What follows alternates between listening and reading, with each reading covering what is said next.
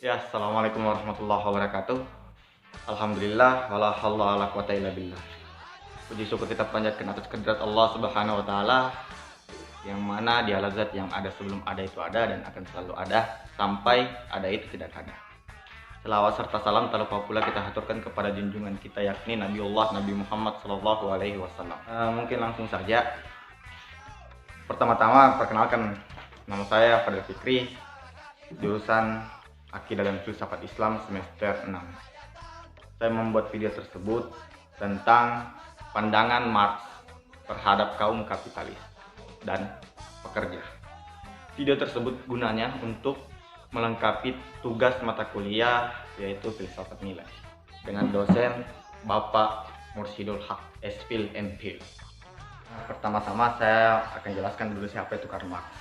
Karl Marx sendiri adalah seorang tokoh filosof yang berasal dari Jerman. Karena dia seorang filosof, dia juga mendapatkan gelar seorang ahli ekonomi, ahli sejarawan, ahli sosiologi, dan banyak beberapa teori-teori politik yang dikeluarkan. Termasuk dia juga salah satu seorang revolusioner sosialis. Marx sendiri lahir pada tanggal 5 Mei 1818 dan wafat pada tanggal 14 Maret 1883. Beliau juga merupakan salah seorang teman atau sahabat dari seorang tokoh filosof yang kita kenal dengan nama Friedrich Engels. Meskipun Marx adalah seorang filosof yang berasal dari Jerman, dia pernah tinggal di beberapa negara, yaitu seperti Britania, Prancis, dan Belgia. Banyak beberapa karya-karya Marx yang sekarang dipakai oleh beberapa orang-orang, masih eksis sampai sekarang. Yang mana buku-buku tersebut menjelaskan tentang pemahaman-pemahaman Marx, yakni teori kelas, teori masyarakat sosial. Oke, langsung saja barangkali saya masuk ke materi pokok. Pertama-tama saya jelaskan dulu apa itu kapitalis. Kapitalis berasal dari kata kapital, yaitu modal. Sedangkan apabila dia ditambahkan is, maka dia berarti mempunyai makna kepemilikan. Jadi kapitalis artinya kepemilikan modal. Kepemilikan modal yang dimaksud di sini adalah kepemilikan alat-alat produksi, di mana alat-alat produksi di situ sudah mulai jadi milik pribadi. Dalam pandangan Marx, para pemilik tanah itu juga termasuk dalam kapitalis.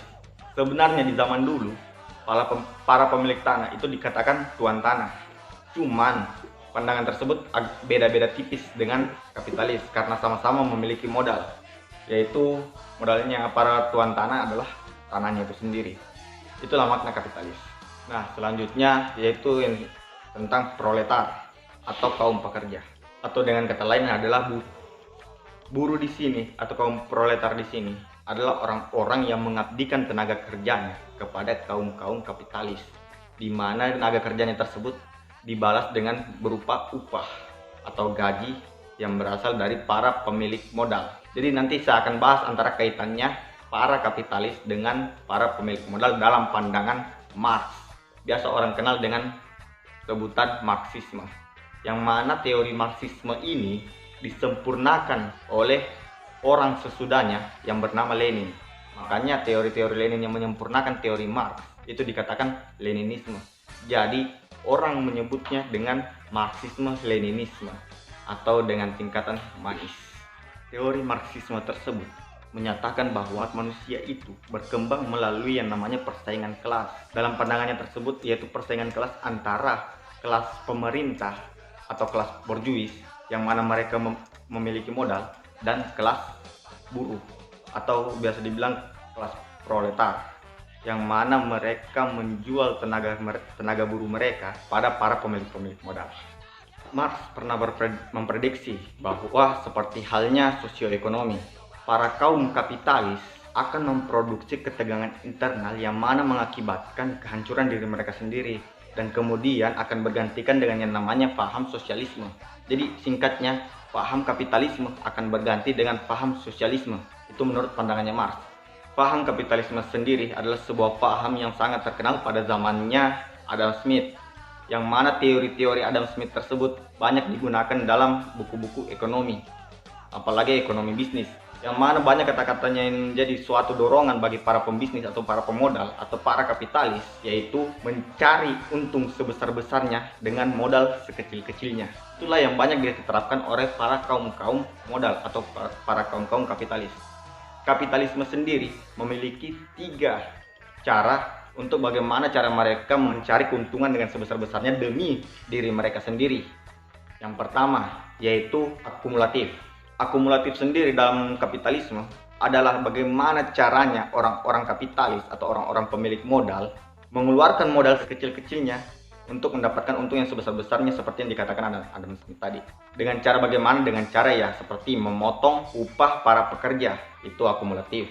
Yang kedua, ekspansif. Ekspansif sendiri yaitu bagaimana caranya para kaum kapitalis membuka cabang pasar-pasarnya di berbagai daerah, bukan cuma di daerahnya sendiri.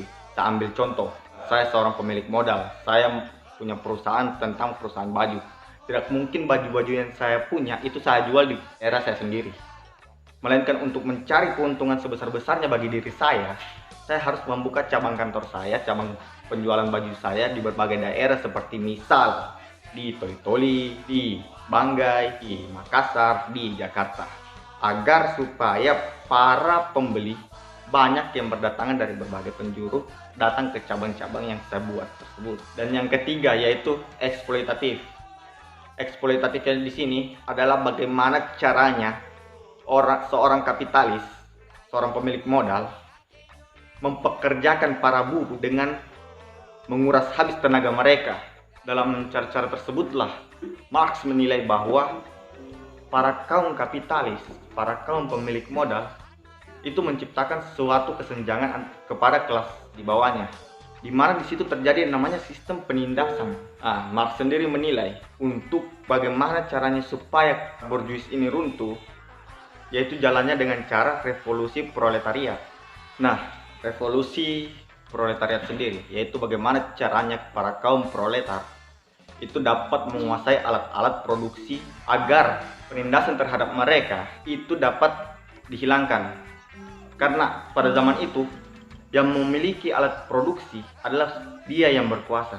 Alat produksi tersebut di sini itu terbagi 2, yang mana alat kerja dan sasaran kerja.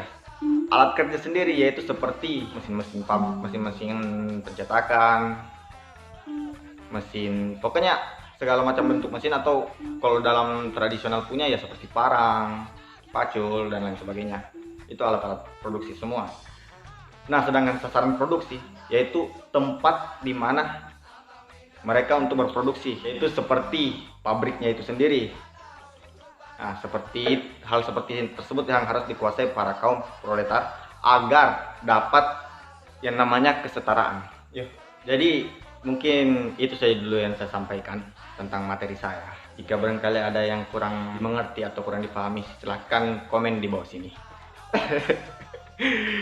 Ya, jangan lupa like, share, and subscribe.